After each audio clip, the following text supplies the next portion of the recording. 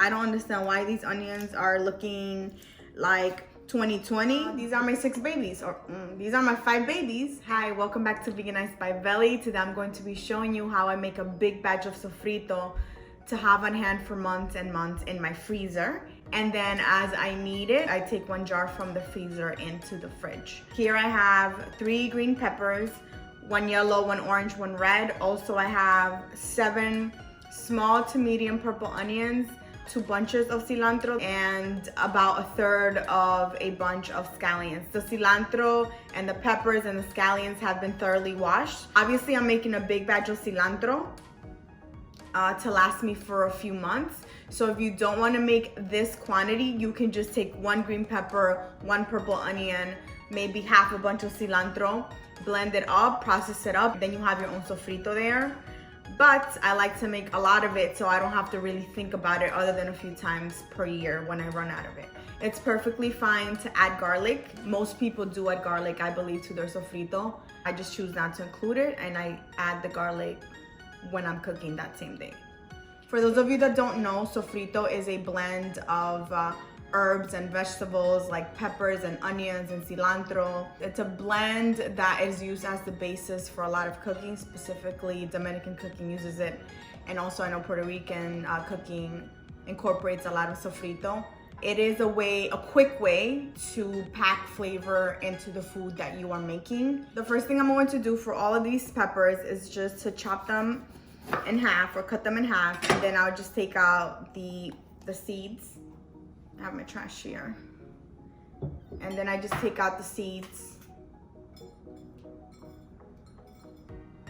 I'm going to put in the food processor, but I like to help the food processor a little bit by just cutting it up into smaller pieces.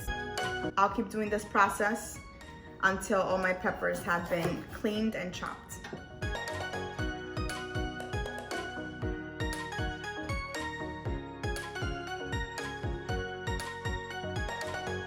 If you only have to do it once every few months or maybe 3 times a year, depending on how much you make, and then you have sofrito for the whole year, I think that would be amazing.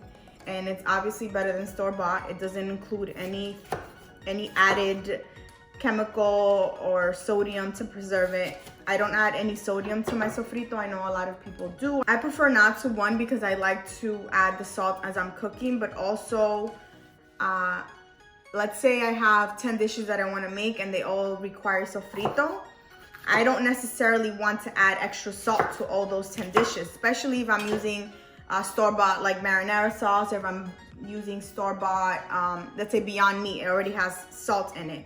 Or if I'm using any other kind of ingredient that already has sodium in it, if my sofrito already had salt in it, that would probably make my food very salty. So I just prefer not to add it, and to be honest, I don't think that you need it because my sofrito doesn't have any salt, and it lasts in the freezer, lasts for months and months. But in the fridge, when I take out 1 jar that I'm using, that jar will last me 3 to 4 weeks, and it hasn't gone bad any time sooner than that. So I don't think that you need to add salt to it. That's just my personal opinion. If you prefer to, you can do that. I just choose not to.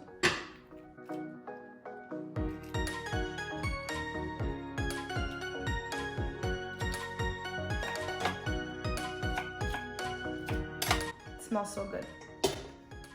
Again, this is going into the food processor, but I like to help it by just cutting it a little bit. If you're using a blender, I think you definitely need to make them into smaller pieces, because obviously the blender is not as food processing ideal as a food processor. Unless you have a high-speed blender, then I think that would be fine to use and not have to cut it up into such small pieces. So here's my cilantro, already washed. Like I said before, I also cut off the roots, threw them out.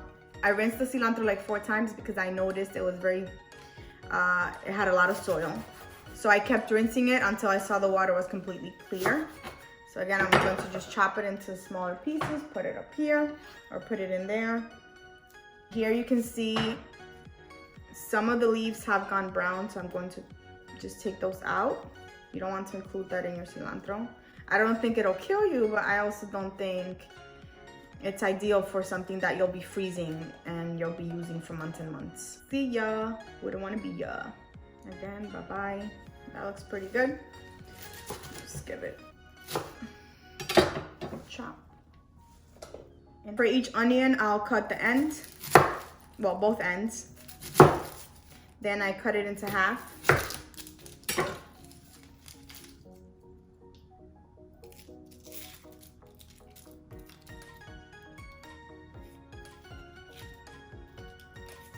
I'll just continue this process until all my onions are ready to be blended. Sofrito is not like you're baking a cake where you need to have super specific measurements of certain things or certain ingredients. And if for some reason you mess up those measurements, then you won't have your cake turn out how you want it to. Sofrito's not like that, in my opinion. Sofrito is you learn to have the basic ingredients that you need, and after that you can add whatever you want, take out whatever you want. If you only have 2 onions and 1 cilantro bunch, or you have 1 pepper, 1 onion, and only half a bunch of cilantro, that's good enough. You don't have to have a specific proportion or ratio of each ingredient. I don't understand why these onions are looking like 2020. I don't understand why they're looking like 2020, but I'm also not going to include this one, and I'll get more from the pantry. Thankfully, I have more in my pantry. But you, sir, are a disappointment.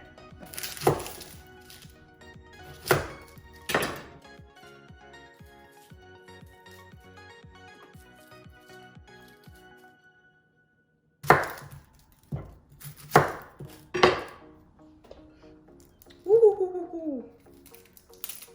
These onions are pungent.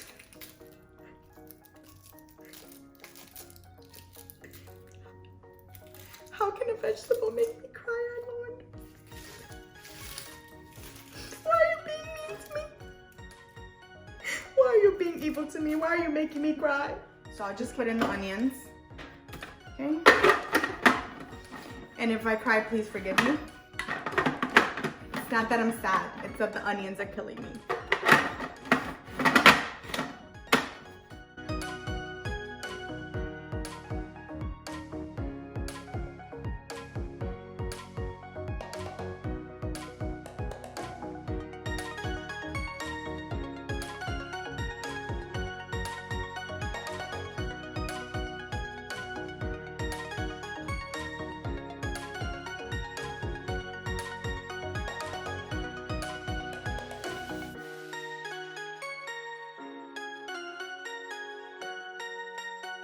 That's it. As you can see, that whole bunch of veggies has been reduced to this.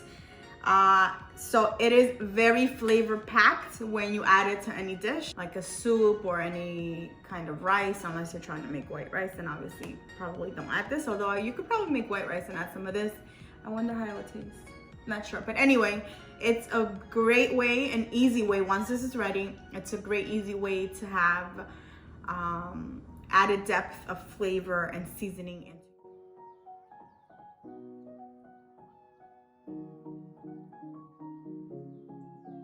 Keep in mind that when you freeze it, it will expand. So leave some room on the top for the ingredients to expand. You don't want your container to explode. So that is one. Now, these are my 6 babies, or these are my 5 babies, and I will have sofrito on hand for months to come. Each of these jars will go into the freezer, and I'll just take one out as I need it. When I'm running, when one jar is almost done, then that cues my brain to then take the next one out and put it in the fridge to thaw. Even to traditionally Italian recipes, sometimes I will add a tablespoon or 2 or 3 of sofrito. It packs flavor, it adds flavor, it makes almost anything you cook taste better, except probably wouldn't be so good on cake. Never tried it, but who knows. If you enjoyed this video, please give it a thumbs up. It really helps out my channel, it really helps the algorithm. Please subscribe if you haven't yet. Thank you for watching, take care, bye-bye.